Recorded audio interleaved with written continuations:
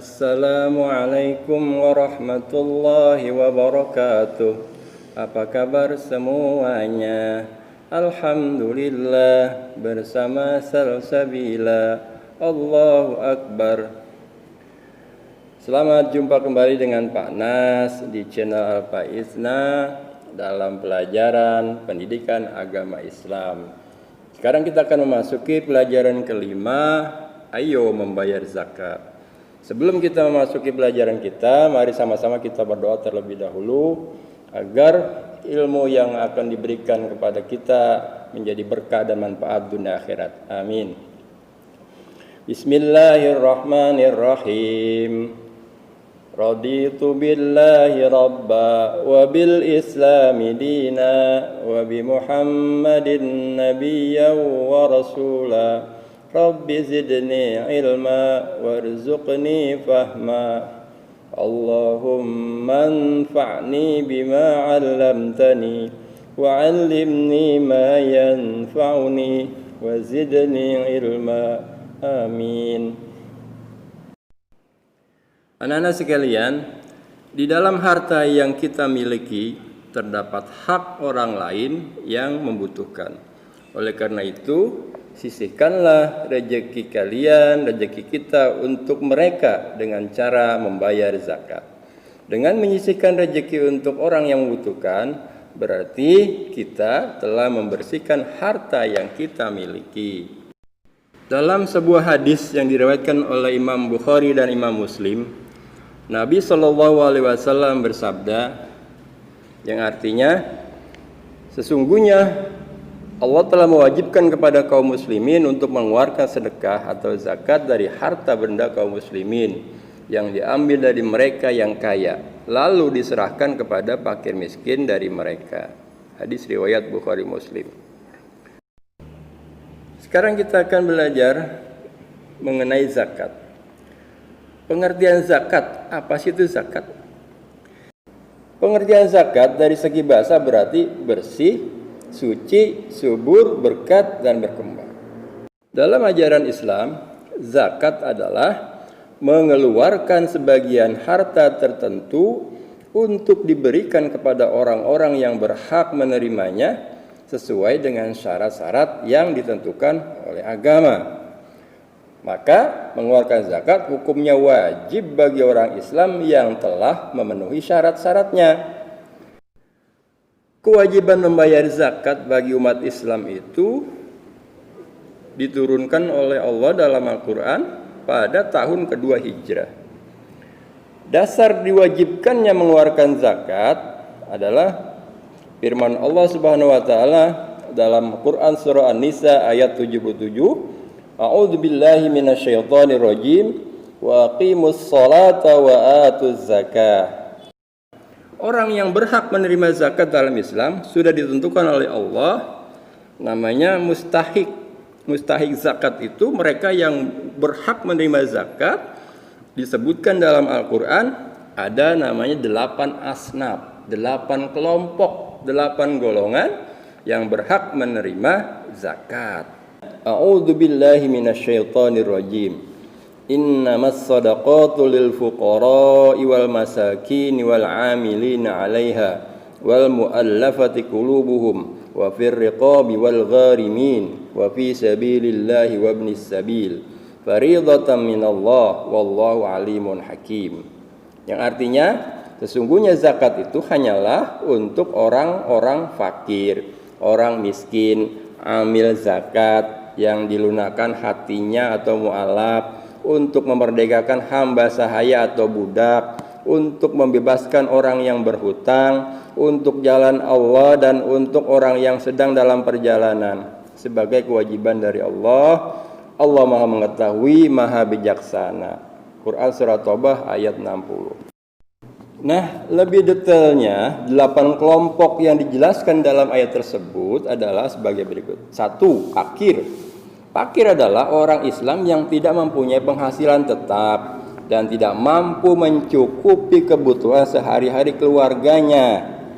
Yang kedua, miskin, yaitu orang Islam yang mempunyai penghasilan tapi tidak cukup untuk memenuhi kebutuhan sehari-hari keluarganya. Yang ketiga amil atau amilin, yaitu orang yang ditugasi mengurus atau mengumpulkan serta membagikan zakat. Yang keempat mu'alaf, yaitu orang-orang yang baru masuk Islam. Yang kelima hamba sahaya, yaitu hamba atau budak yang dijanjikan oleh tuannya untuk dimerdekakan dengan tebusan atau bayaran.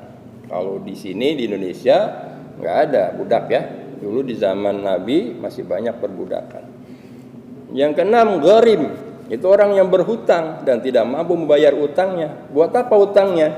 Buat keperluan belajar anaknya, buat keperluan misalnya dia membangun masjid, kemudian berhutang dan tidak mampu membayarnya, maka dia berhak mendapat zakat. Kemudian orang yang ketujuh adalah orang yang berjuang di jalan Allah atau fisabilillah, seperti orang yang mengadakan kegiatan atau yang berdakwah untuk memajukan agama Islam, atau orang-orang yang berperang melawan orang kafir. Yang kedelapan adalah orang yang sedang dalam perjalanan musafir dengan tujuan baik. Ya, itulah 8 golongan yang berhak menerima zakat. Nah, dari 8 golongan tadi, apakah kita termasuk dari salah satunya? Bisa iya, bisa tidak. Kalau kita sebagai pelajar yang sedang menempuh pendidikan, misalnya ke luar negeri, ke Mesir, ke Saudi Arabia, atau kemanapun, kita kehabisan dana, maka kita berhak mendapat zakat, masuk dalam kategori nomor 7. Atau kita sedang membangun sebuah pesantren, kemudian di tengah perjalanan pesantrennya itu kekurangan modal, kita pinjam dana, kemudian dananya itu cukup besar dan kita tidak mampu membayar bulanannya, maka kita termasuk dalam nomor 6, ya. Nah, itu. Atau kalian diangkat menjadi petugas zakat, penarik zakat di mushola atau masjid tempat kalian tinggal, maka kalian berhak menerima zakat. Nomor berapa? Nomor 3. Selebihnya bisa kalau kita tidak mampu sama sekali atau menjadi orang yang fakir miskin. Tapi Bapak yakin kalian tidak termasuk dari golongan-golongan itu. Selanjutnya kita akan mempelajari macam-macam zakat. Dalam agama Islam membagi zakat menjadi 2. Yang pertama zakat fitrah. Yang kedua zakat mal atau zakat harta. Apa sih zakat fitrah?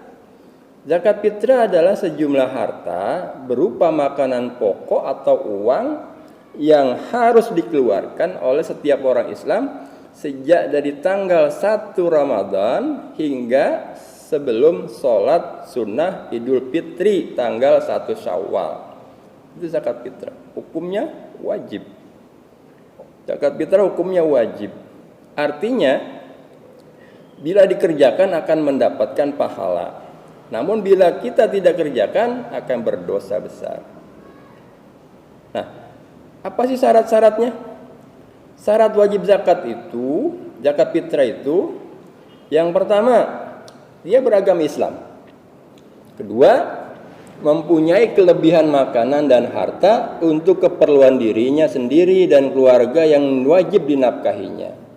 Yang ketiga, anak yang lahir sebelum matahari terbenam pada akhir bulan Ramadan. Yang keempat, orang Islam yang meninggal setelah matahari terbenam pada akhir bulan Ramadan. Yang kelima, dikeluarkan pada tanggal 1 Ramadan sampai 1 Syawal sebelum sholat Id. Yang keenam, harta atau benda yang digunakan untuk membayar zakat fitrah adalah bahan makanan pokok yang bisa dimakan oleh masyarakat setempat. Kalau pada zaman Rasulullah, makanan pokoknya adalah kurma dan gandum. Sedangkan di Indonesia, makanan pokoknya adalah beras dan jagung. Maka, kewajiban membayar zakat fitrah adalah dengan beras dan juga jagung. Kalau kita berbicara tentang zakat, sudah pasti akan berbeda dengan infak dan sedekah. Kalau zakat itu ada batasannya. Artinya besarnya zakat itu ditentukan. Tidak asal semau kita atau semampu kita, tidak. Kalau zakat itu, zakat fitrah itu ada batasannya. Mau kaya, mau miskin tetap ukurannya sama.